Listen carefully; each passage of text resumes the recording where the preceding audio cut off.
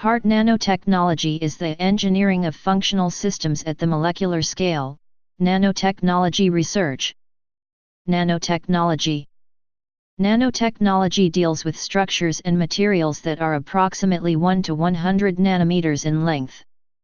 At this microscopic level, quantum mechanics take place and are in effect, resulting in behaviors that would seem quite strange compared to what humans see with the naked eye, regular matter. Nanotechnology is used for a wide variety of fields of technology, ranging from energy to electronics to medicine. In the category of medicine, nanotechnology is still relatively new and has not yet been widely adopted by the field. It is possible that nanotechnology could be the new breakthrough of medicine and may eventually be the solution and cure for many of the health problems that humans encounter. Nanotechnology may lead to the cure for illnesses such as the common cold, diseases, and cancer. It is already starting to be used as a treatment for some serious health issues, more specifically it is being used to treat the heart and cancer. Nanomedicine. Nanotechnology in the field of medicine is more commonly referred to as nanomedicine. Nanomedicine that deals with helping the heart is really starting to take off and gain in popularity compared to most of the other fields that nanomedicine currently has to offer. There are several heart problems that nanotechnology has promising evidence of being effective in the treatment of heart disease in the near future. Examples. It should hopefully be able to treat heart valves that are defective, and detect and treat arterial plaque in the heart, nanotechnology made clear. Nanomedicine should be able to help heal the hearts of people that have already been victims of heart disease and heart attacks. On the other hand, it will also play a key role in finding people with a high risk of having heart disease, and will be able to help prevent heart attacks from happening in the first place. Nanotechnology of the heart is a lot less invasive than surgery because everything is occurring at a minuscule level in the body compared to relatively large tissues that are dealt with in surgery. With our technology today, heart surgeries are performed to treat the damaged heart tissue that resulted from a heart attack. This is a major surgery that usually takes a couple of months to recover from. WebMD, better information. Better health. During this period, patients are extremely limited in the activities that they can do. This long recovery process is an inconvenience to the patients, and with the growth of medicine it most likely won't be very long before a more efficient method for treating heart attack patients will be developed and used. The method that is the frontrunner to replace major heart surgery is the use of nanotechnology. There are a couple alternate ways to heart surgery that nanotechnology will potentially be able to offer in the future. Alternatives to surgery.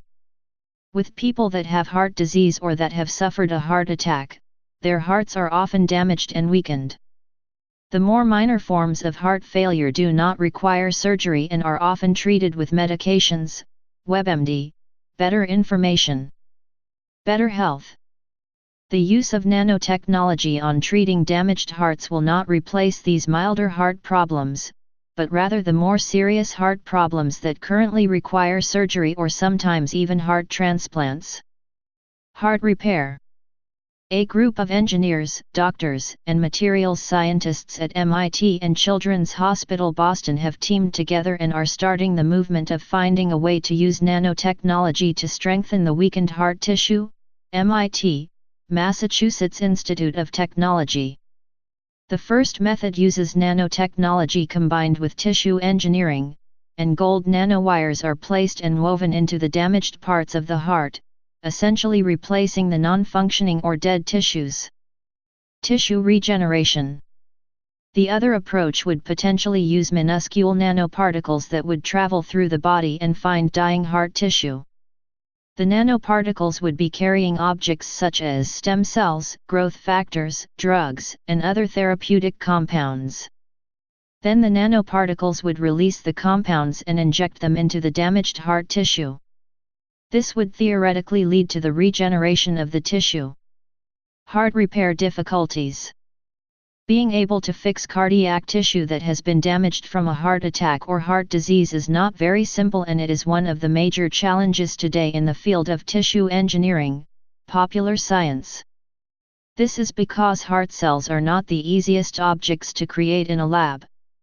It takes an enormous amount of special care and work to develop the cells so that they beat in sync with one another, popular science. Even after the heart cells have finally been made, it is also a large task to insert the cells into the inoperable parts of the heart and to get them working in unison with the tissues that were still working properly, popular science. Heart patches. There have been several successful examples of this with the use of a stem cell-based heart patch developed by Duke University researchers, popular science. The biomaterials that make up the patch are usually made of either biological polymers like alginate or synthetic polymers such as polylactic acid, Nature Nanotechnology. These materials are good at organizing the cells into functioning tissues, however they act as insulators and are poor conductors of electricity, which is a major problem especially in the heart, Nature Nanotechnology. Since the electrical signals that are sent between calcium ions are what control when the cardiomyocytes of the heart contract, which makes the heart beat, the stem cell heart patch is not very efficient and not as effective as doctors would like it to be, popular science. The results of the patch not being very conductive is that the cells are not able to attain a smooth, continuous beat throughout the entire tissue containing the stem cells. This results in the heart not functioning properly, which in turn could mean that more heart problems might arise due to the implanting of the stem cells. Tissue scaffolds. Recently there have been some new developments in the field of nanotechnology that will be more efficient than the poorly conducting stem cell-based patch, Nature Nanotechnology. Scientists and researchers found a way for these stem cell patches, also known as tissue scaffolds, to be conductive and therefore become exponentially more effective, Nature Nanotechnology. They found that by growing gold nanowires into and through the patches, they were able to greatly increase the electrical conductivity. The nanowires are thicker than the original scaffold and the cells are better organized as well. There is also an increase in production of the proteins needed for muscle calcium binding and contraction. The gold nanowires poke through the stem cell's scaffolding material, which strengthens the electrical communication between surrounding heart cells. Without the nanowires, the stem cell patches produced a minute current and the cells would only beat in small clusters at the stimulation origin. With the nanowires, the cells seem to contract together even when they are clustered far away from the source of stimulation. The use of gold nanowires with the stem cell heart patches is still a relatively new concept and it will probably be a while before they will be used in humans. It is hoped that the nanowires will be tested in live animals in the near future. Nanoparticles. Another way that nanotechnology will potentially be used to help fix damaged heart tissues is through the use of guided nanoparticle missiles. These nanoparticles can cling to and attach to artery walls and secrete medicine at a slow rate, MIT Massachusetts Institute of Technology. The particles, known as nanoburs due to the fact that they are coated with little protein fragments that stick to and target certain proteins. The nanoburs can be made to release the drug that is attached to them over the course of several days, MIT Massachusetts Institute of Technology. They are unique compared to regular drugs because they can find the particular damaged tissue, attach to it, and release the drug payload that is attached to it, MIT Massachusetts Institute of Technology. What happens is the nanoburs are targeted to a certain structure, known as the basement membrane. This membrane lines the arterial walls and is only present if the area is damaged. Nanoburs could be able to carry drugs that are effective in treating the heart, and also potentially carry stem cells to help regenerate the damaged heart tissue, MIT Massachusetts Institute of Technology. Composition. The particles are made up of 3 different layers and are 60 nanometers in diameter, MIT Massachusetts Institute of Technology. The outer layer is a coating of polymer called PEG, and its job is to protect the drug from disintegrating while it is traveling through the body. The middle layer consists of a fatty substance and the inner core contains the actual drug along with a polymer chain, which controls the amount of time it will take before the drug is released. MIT Massachusetts Institute of Technology Research. In a study done on rats, the nanoparticles were injected directly into the rat's tail and they still were able to reach the desired target, the left carotid artery, at a rate that was twice the amount of the non-targeted nanoparticles. MIT Massachusetts Institute of Technology. Because the particles can deliver drugs over a long period of time, and can be injected intravenously, the patients would not need to have multiple repeated injections, or invasive surgeries on the heart, which would be a lot more convenient. The only downside to this is that the existing delivery approaches are invasive, requiring either a direct injection into the heart, catheter procedures, or surgical implants. There is no question, however, that the future of heart repairs and heart disease/attack prevention will definitely involve the use of nanotechnology in some way. Polykettle nanoparticles. Composition. Polykettle nanoparticles are pH-sensitive, hydrophobic nanoparticles formulated from poly, 1,4-phenylene acetone dimethylene kettle. They are an acid-sensitive vehicle of drug delivery, specifically designed for targeting the environments of tumors, phagocytomes, and inflammatory tissue. In such acidic environments, these nanoparticles undergo accelerated hydrolysis into low molecular weight hydrophilic compounds, consequently releasing their therapeutic contents at a faster rate. Unlike polyester-based nanoparticles, polykettle nanoparticles do not generate acidic degradation products following hydrolysis.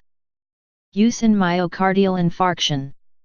Post-myocardial infarction, inflammatory leukocytes invade the myocardium.